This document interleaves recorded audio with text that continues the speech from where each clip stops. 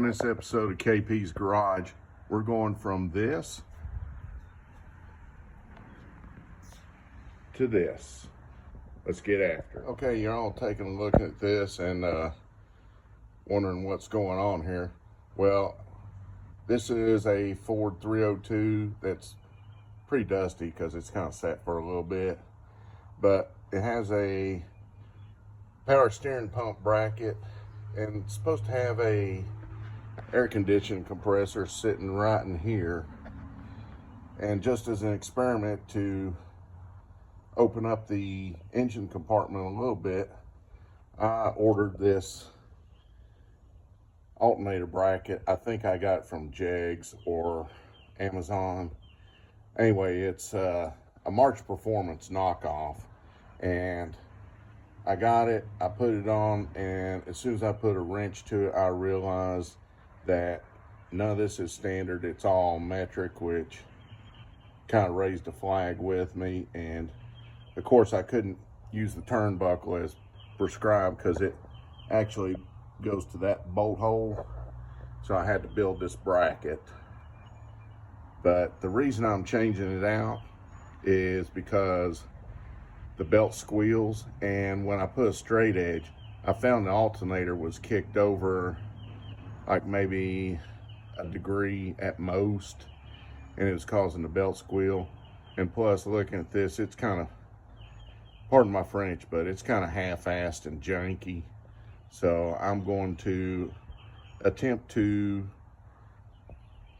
resolve this issue by going to a different setup. The setup I'm going to is from a company called Speed Doctor. It just popped up in my Facebook feed out of the blue, and I got to looking at some of this product, and these are very good brackets. And I ordered the alternator and power steering bracket combination. The alternator, I mean, that's, you can see he puts his own etching into it, but this is a pretty thick piece, and it's solid aluminum. And of course right here, all the hardware to put it on. And the same with the power steering bracket. He puts his etching into it, and he puts all the hardware with it, which this is all very good hardware, grade 5 bolts, grade 8 bolts, and they're actually out of Texas, so it only took them like 3 or 4 days by USPS to get them from Texas to Mississippi. But I would look them up. Speed Doctor Racing Components. Okay, we've removed the top part of the bracket. That way we can take tension off the belt and remove it. Now, on my Ford people, you realize that is not the correct alternator for this pickup, and you are correct. This has been converted to a Ford 3G alternator. I think I've done this back in 2006, 2007, and this was one of those that I picked up in a junkyard back then, and it's actually still been going strong. Oh, and I've already updated the wiring too. As you can see, I put a mega fuse, and then I got fuse block and going to the solenoid. If you see a little modification to the wiring, I've also got a permanent magnet gear reduction starter on this. Okay, we got the bracket on here, and as you can see, it bolts to the side of the water pump there, and right now I'm using the big bolt for the alternator as an alignment tool to get everything together.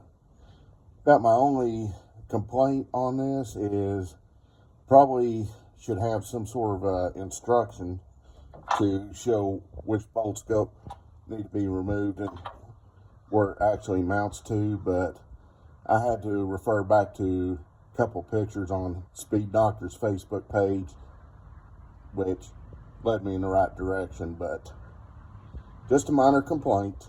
Moving on. The alternator is in, and as I expected, I'm going to have to modify my pigtail for the alternator. It turns out it's about inch too short, because instead of the connection being up here, it's down here now. And looking back, I probably should have got the high mount alternator bracket, but I didn't know at the time, so we'll just work with what we have and keep going at it.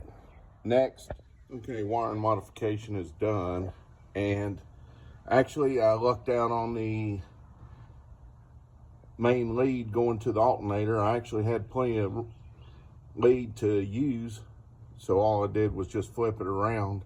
And as far as the green and red wire, I did have to add about 6-7 inches of length to it with a splice. This wire is actually used in the battery circuit for the battery light on the dash, and also your voltmeter on these trucks, so it was essential to have it on. And now we can start buttoning up this side and moving on to the power steering pump. Alrighty, we have the alternator bracket completed, and really everything fit very well. The only other concern I have is for the turnbuckle right there. I had to unscrew it several turns to clear the alternator case. I think that's because I'm using a 130 amp 3G, but I don't know for sure. But other than that, it actually fit very, very good. I'm actually impressed. So now on to this. I've learned over the years is don't buy cheap tools. However, Harbor Freight does have some very good tools for not a whole lot of money. I'm going to use this Maddox power steering pump pulley puller. That's the part number.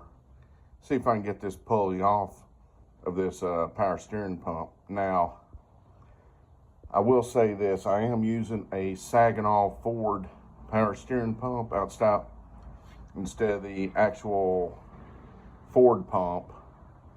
So this is going to get pretty interesting once we pull that pulley off and compare the bolt pattern for the power steering bracket.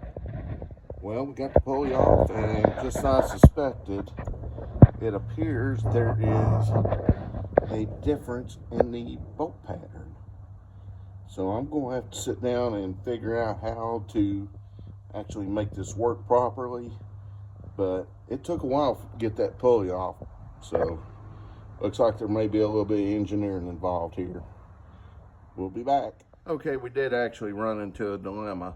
If you look at the factory bracket, you do see that the bolt hole pattern is much different than what's on the Speed Doctor bracket itself. So right now we're going to have to call a timeout and decide on what's the best avenue to go down for this issue. Okay, we'll be back. Here's the solution to the issue of using the Saginaw pump. This is actually the actual power steering pump that was used on the Ford F-150 trucks from 87 through 96. I forgot in the past, in order to use the Saginaw pump, you had to change the actual bracket. So this bracket right here is actually from a Ford E-150 van, and that's where the Saginaw pump come from. So I'm going to mock this up and try to put it on the truck right now. All right, it looks like it did work.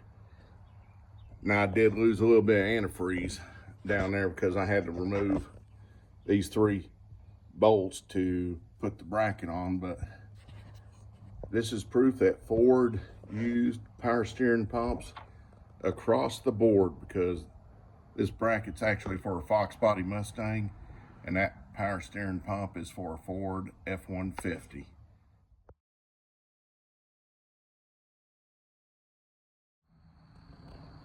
Okay, it's 8:30 at night, and I'm officially going to call this project done. And you're wondering why I went with this type of bracket. Look at how much room I have to get to stuff. This distributor hold down was a total pain initially to get to, because I had to use a 1/2-inch swivel socket and a long reach extension bar, 1/4-inch drive to get to it. Now I don't need that. All I need is a 1/2-inch wrench, and I'm right there at it. And I can get to my radiator hoses where the original alternator bracket wouldn't allow me to. So I've opened up the room to actually do more maintenance. Now, if you notice, I just have the belt sitting up there. It's more to check pulley alignment. We're good. I'll have to figure out what belt to get to on this. And then, of course, I'll have to bleed the power steering pump. Once that's all said and done, we'll be ready to go. Thanks for watching.